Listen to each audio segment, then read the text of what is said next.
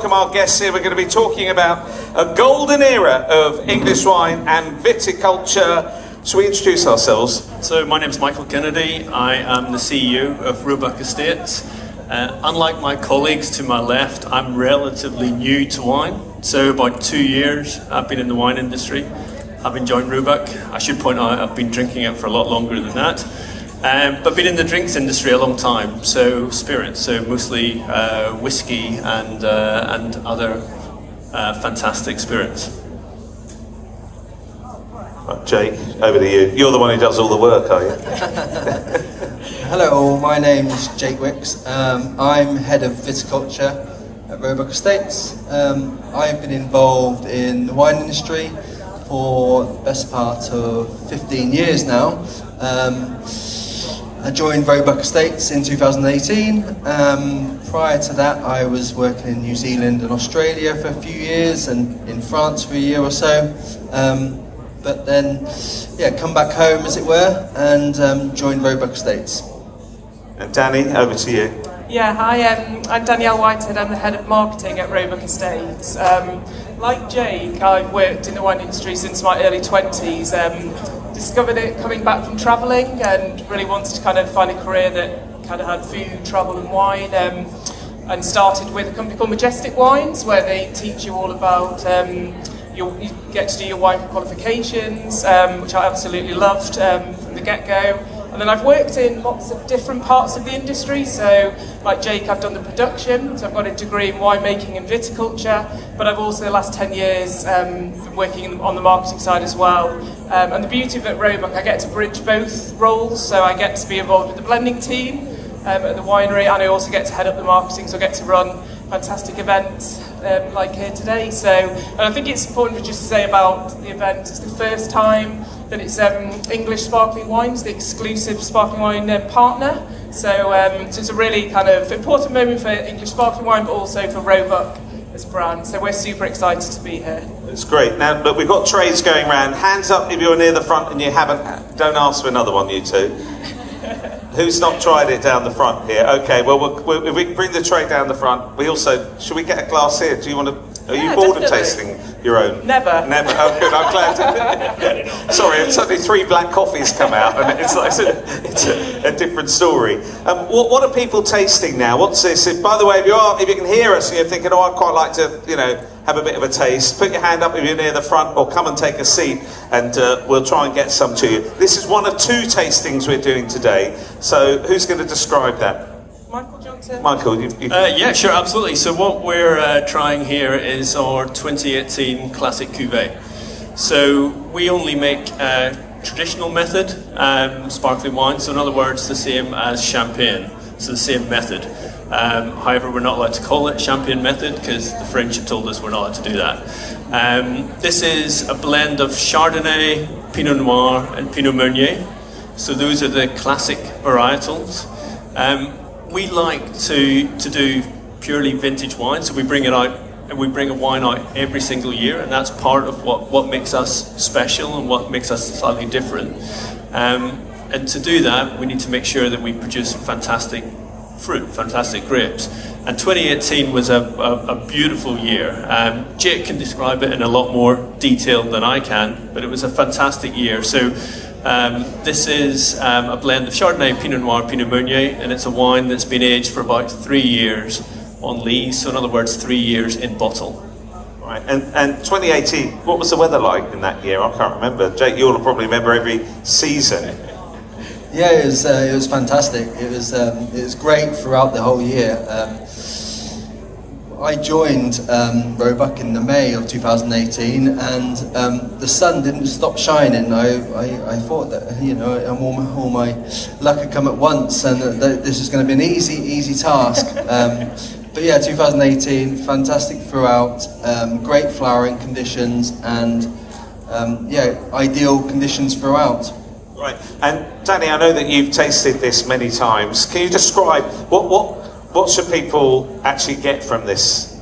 Yeah, we get, because we age our wines for a long time, you get lots of kind of beautiful kind of flavours of baked apple, a little bit of brioche, and some of that kind of toasted hazelnuts, and that comes from that long period of aging. There's always a beautiful acidity as well to English sparkling, which we absolutely love. So hopefully, yeah, you'll find some of those characteristics in our classic. Right, who's had a flavour of it and would like to give me an opinion? I don't know whether you've nodded off actually after your glass there. They're very comfortable in the deck chair, which is good. Look, we've talked about this, Michael. This is the golden age of English wine. I've read loads about this in recent years. And is it PR spin or is it true? No, it's absolutely true. I mean, there is some evidence to show that English wine dates back all the way to Roman times. But I guess if you went back maybe 30 years ago, English wine probably didn't have a fantastic reputation, and certainly doesn't have the reputation it has now.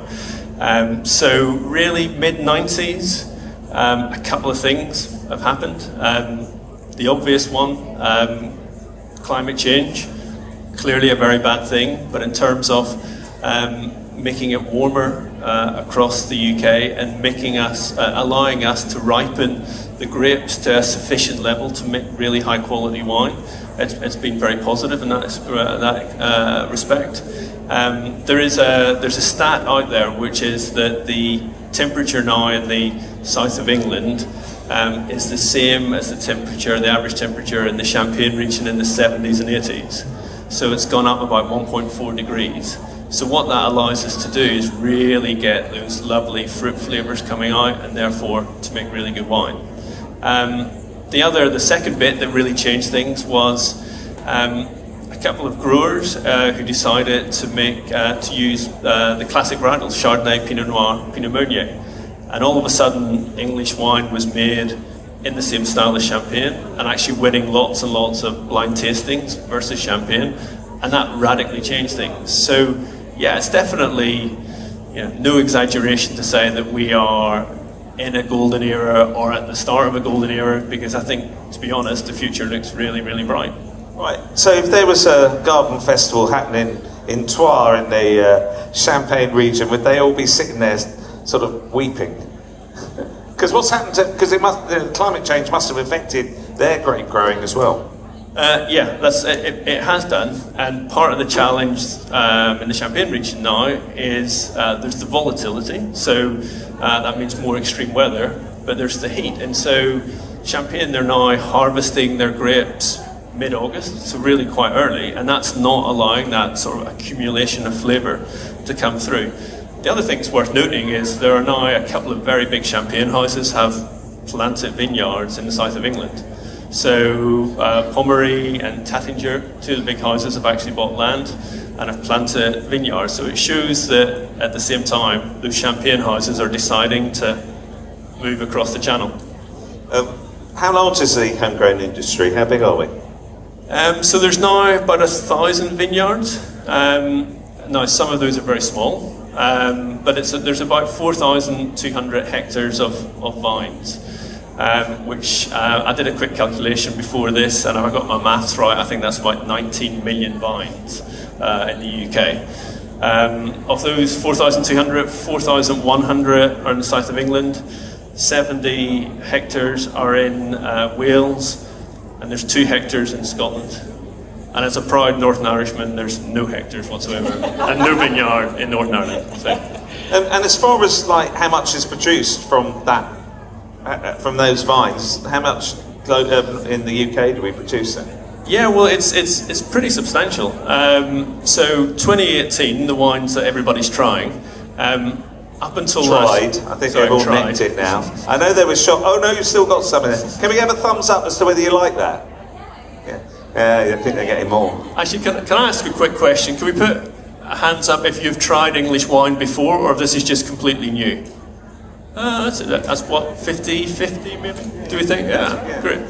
Anyway, I've lost my train of thought. Yeah, so size. Yeah, so 2018 was the biggest year. About 13 million bottles produced in 2018.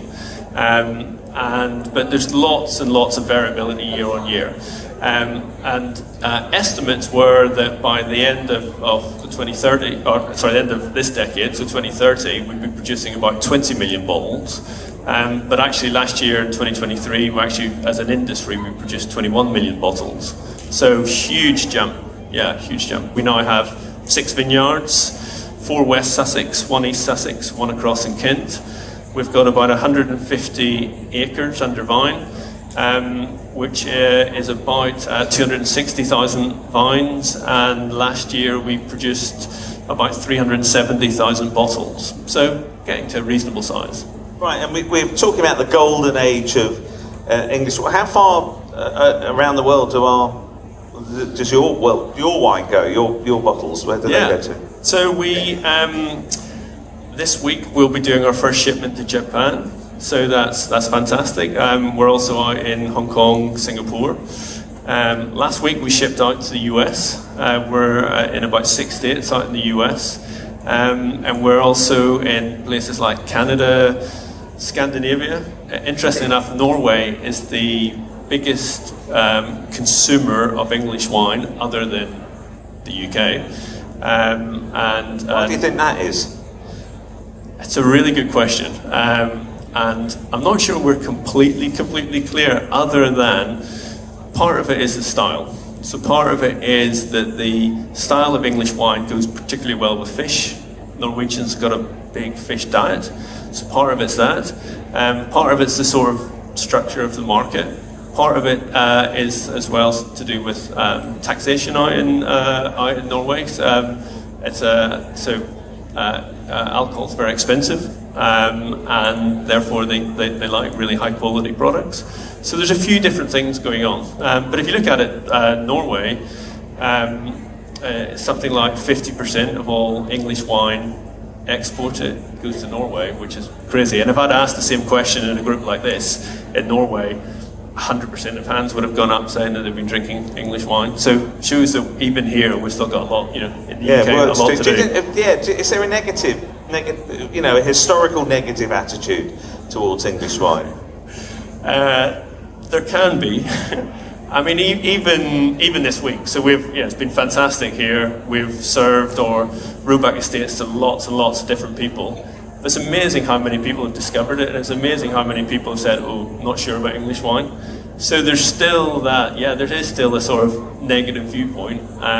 Because I guess if you go back a number of years, the reputation wasn't that great. Some of the styles of wine, some of the wines that were done, perhaps not quite as mainstream. I did warn you there was going to be some stupid questions, and here's one on the way. Why is most of the English wine we talk about, why is most of it sparkling? And the champagne style? Well, I can answer that, unless one of my colleagues would like to. I can answer that. Yeah, all right then. Primarily, it's the climate that we have here. We realised back in the 90s that we're on the same sort of soil, or same soil as Champagne. We had a very similar climate to Champagne.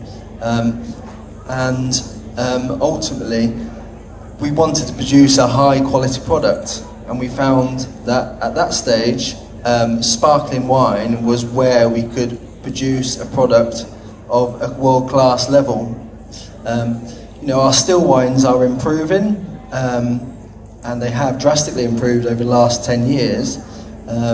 But we're still not quite, in my opinion, we're still not quite there at being able to compete on a world-class level with still wines, but we are with sparkling wine ultimately. Right, well, I'm going to stick with you, and we're going to talk a wee bit about the whole growing side of things. So, for people who don't know, viticulture, what's that actually mean?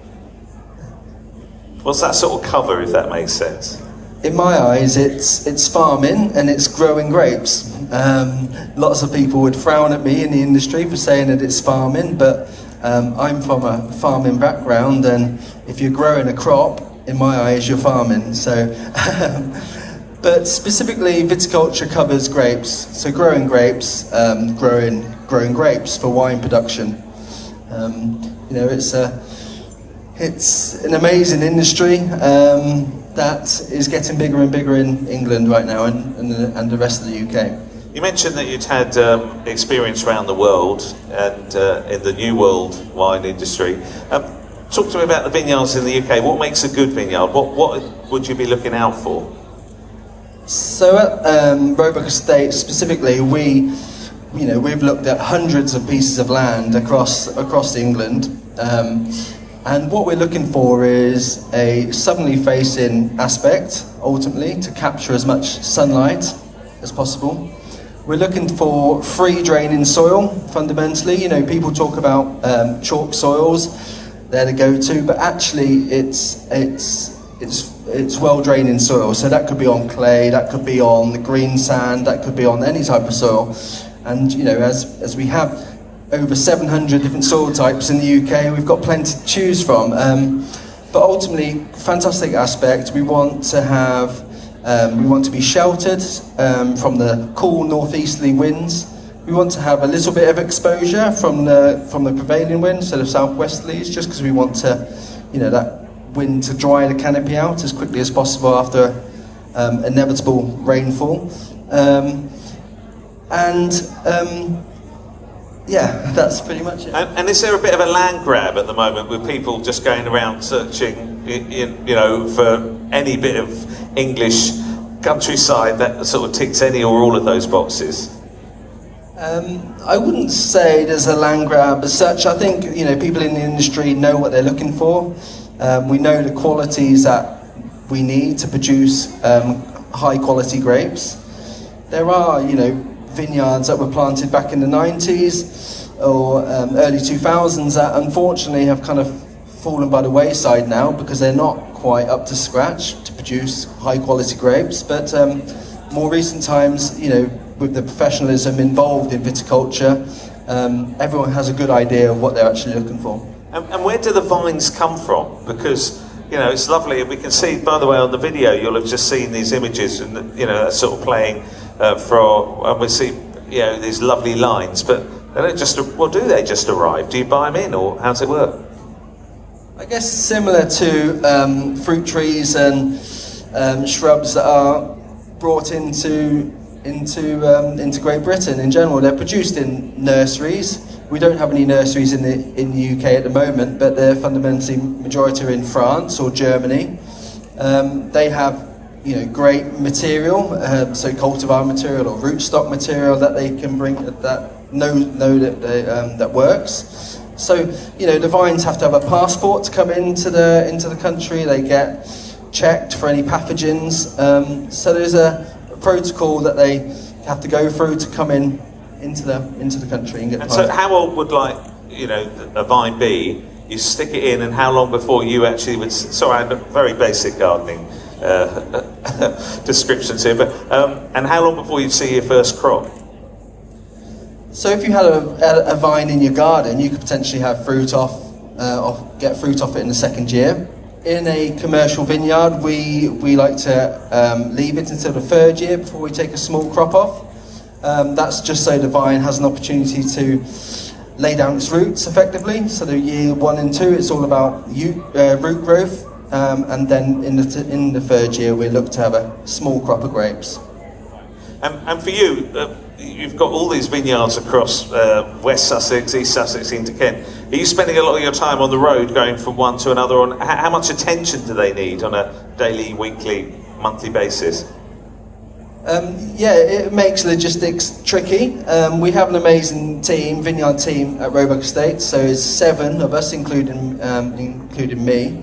And we're all able, you know, we've got very skilled vineyard operators who are able to scout for diseases, observe, collect data. So it's not just me running around like a headless chicken, so to speak. It's a team effort for sure. Clearly, it's a growing industry, and look, I can tell that all 3 of you absolutely love it. But you know, at the moment, I would imagine you're just stealing it away from other people, are you, around the world? Like you've come back from, you know, New Zealand. We are fortunate to have, as I said, a highly skilled team. One of our vineyard or viticulturist associate, Cassie, she joined us when she was studying at Plumpton College. So it's a Plumpton College down in East Sussex near to Lewes, that provides students for the opportunity to complete a Bachelor of Science degree in viticulture and ornithology. And as I say, Cassie joined us on a part-time basis while studying, and she's a huge asset. And from that, other people involved. We have a full-time ecologist who's come on board, joined as a vineyard assistant. Obviously, got the skill set of ecology behind him. And other than that, we just need people with practical skills ultimately that we can utilise, because vineyards are a diverse situation, and ultimately you need many different skills to, as a collective, to come together. Back to the growing, RHS ethos is the right plant, right place, and all of that stuff. Is it the same in your world as well? Yes, absolutely. We take our site selection very seriously, and that's fundamentally the most important part of planting a vineyard, is planting it in the right place. As with people with their gardens, you know what works in certain corners of your garden and what doesn't. So we're fully aware of that in the vineyard situation. We ensure that we grow the three varietals, so the Chardonnay, Pinot Noir, and the Pinot Meunier, and they have slight differences on what they prefer. So let's take Chardonnay for instance. It's quite a delicate vine. It's what's the word? It's highly well. It's first high maintenance, is it? It's high maintenance. Sorry, it's high maintenance. Whereas our Pinot Meunier is a bit more resilient. So we can let's say we can plant a Pinot Meunier vines in an area where it's more prone to disease. Let's say, for instance. Whereas the Chardonnay needs a bit more care. There's lots to talk about. We've had this week, every bit of weather for the Hampton Court show, of course. What's it like for you this year? Let's talk through this year, which has been, hot and cold and wet, and it's been a nightmare, hasn't it? Yeah, it's been tricky.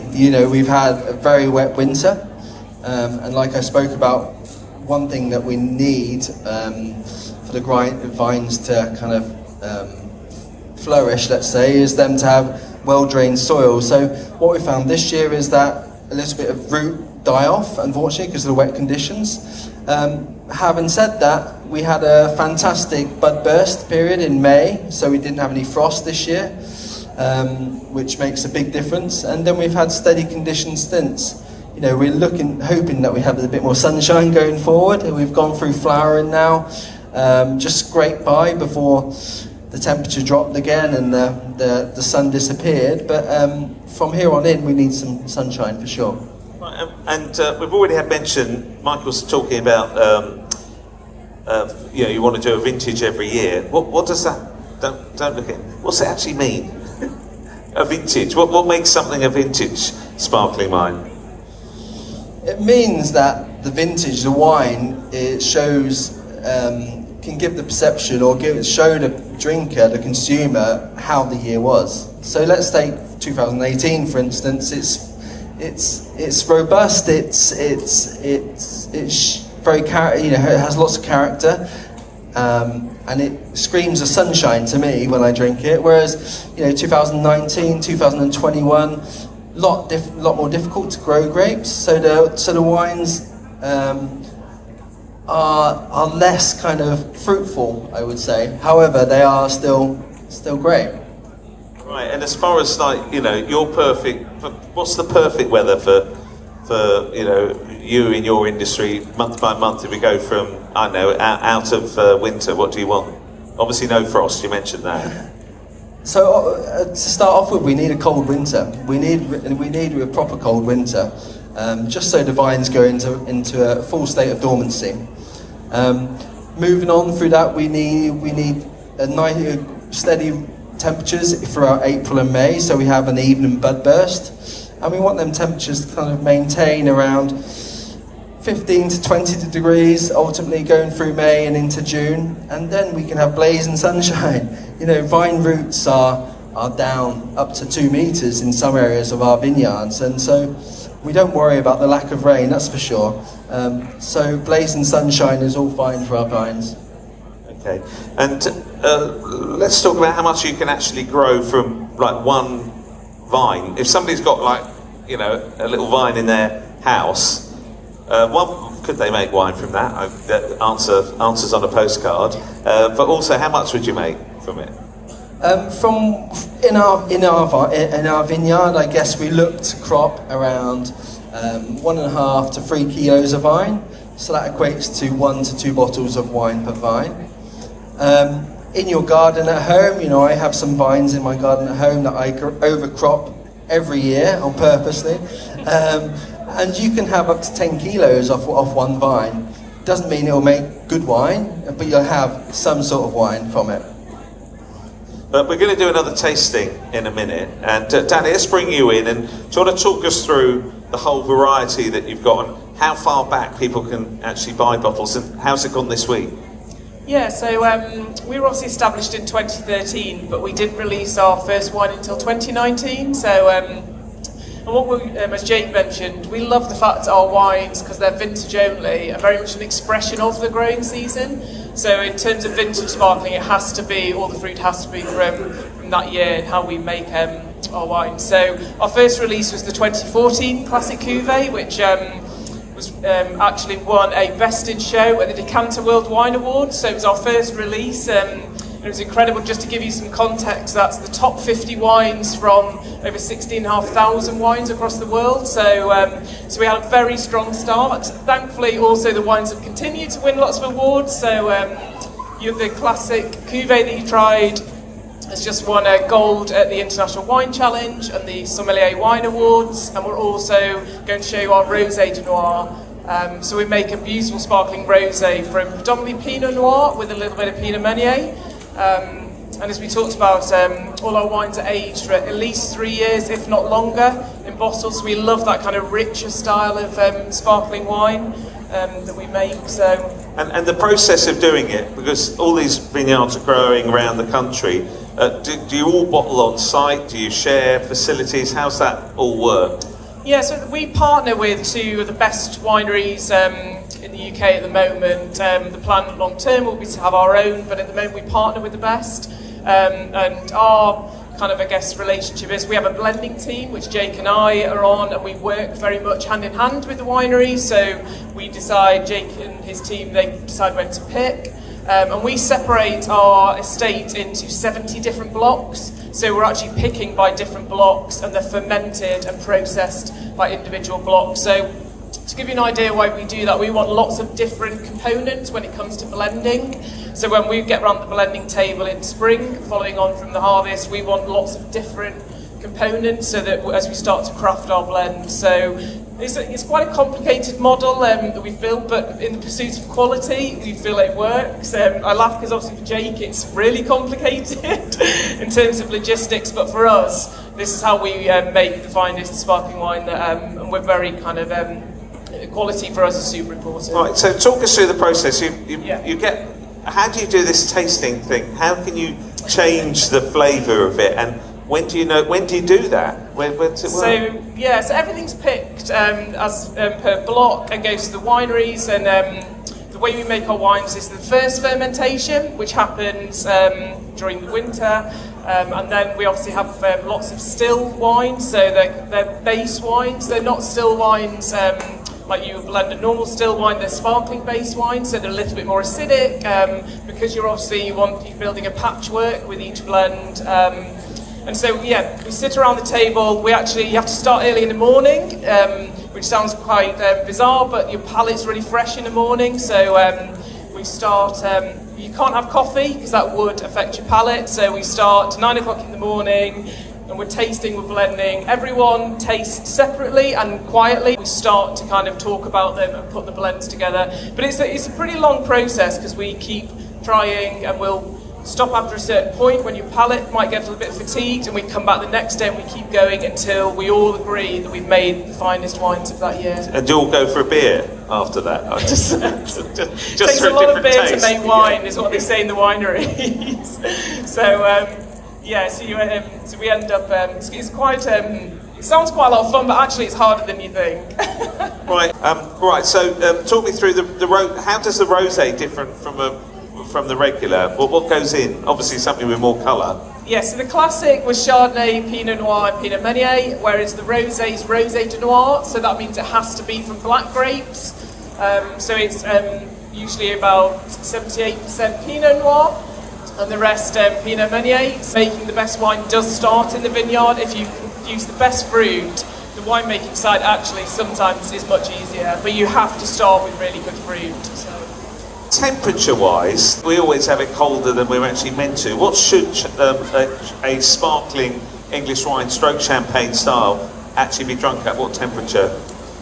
I always think about more kind of like 8 or 9 degrees, something like that. So we actually, it depends on the wine that we serve. So if we've got a wine with a bit more bottle age and needs opening up, we'll do it slightly higher than that. So we also can sometimes our richer wines serve them in a bigger glass just to get lots of air to it. So yeah, if you have a really good quality wine, you don't need to chill it, because what you'll end up doing is you won't be able to taste lots of the aromatics. But if you obviously didn't have a very good wine, definitely chill it. Chill it out and down out the way. And I don't even want to look at you while I ask this question. What do you make of sparkling cocktails which use a sparkling wine of one sort or another? Well, actually, interestingly, normally we wouldn't put our sparkling wine into cocktails, but for this event, we have actually created a Roebuck Spritz, which is just as a bit of fun for the event here. So it's an English garden spritz, so that's on the spritz bars. So, but normally we don't. If you have a really good quality product, we try not to serve a drink that masks that quality. So yeah, we don't tend to, but. I'm sorry. Who could ever imagine this weather when we went? Look at these lovely images with the beautiful sunshine we've got. It is unbelievable. Welcome to the UK in July. Now, I'm actually going to throw this to you, Jane, your direction, because here we are moaning about the weather, but you've worked in other parts of the world, and I suppose sometimes they would actually wish for a downpour, and maybe it is like this. You know, or is there, you know, it is more predictable? Yeah, English weather, unfortunately, is dynamic, let's call it that, at best. We're a marginal climate, so it's not meant to be easy to grow grapes here, and it certainly isn't. Unfortunately, as we welcome climate change as an industry, so to speak, the reality is the events like this are going to happen more and more often. So grape growing is never going to be easy, no matter how much the climate warms up. So events like this are going to make it really difficult. It's also gone down about 5 degrees, it feels, as well, in recent time. Look, these temperature changes when you're growing anything, and people have seen that in their gardens, it's a real worry. And I know that in the champagne method of growing grapes and all of that, sometimes when it's frosty, you do stuff to actually prevent the actual. Can you explain what you do to try and keep the grapes warm at night? Yeah, so the vines are very susceptible to frost. And unfortunately, if you have a frost event during the early parts of your growing season, effectively that means you're going to lose some of your crop before the season really starts. So in vineyards, we monitor to frosts. Ultimately, you want to plant the vines in an area where you don't have any frosts. But in the event that you do have a frost, we light candles or bougies in our vineyards to increase the temperature ultimately around our vines. And this is generally done first week or two in May when we do have a late spring frost. But at the same time, if you do have a very hard frost, i.e. -5 or -6, you are going to lose crop. Danny, anyone who's watched this video going on in the background, only filmed in the sunshine, I know, as well. But there's lots of. Can people come and visit and try and actually see where you are? Have you got one particular location that you open up? And what's your thoughts about further, expansion on that? Yeah, definitely. We've got a brilliant. It's a summer events program. It's not usually like this, but we run a brilliant program at the vineyard. We do tours and tastings, wine flights. We actually have a brilliant event on a Friday night called Sunset Sipping, which if you can imagine the sun going down over the vineyard, And so where you can come and enjoy, it's the most beautiful place. So we're just next to Petworth Park, the big National Trust property, and so the setting is absolutely stunning. And then for this year we've launched an event called Feast in the Vines, and so we're partnering with different chefs at our kind of secret vineyard that we've never hosted events at before. So we're doing a number of events that are all on our website. But yeah, we absolutely love hosting, so do come and see us and enjoy some sparkling in the vineyard.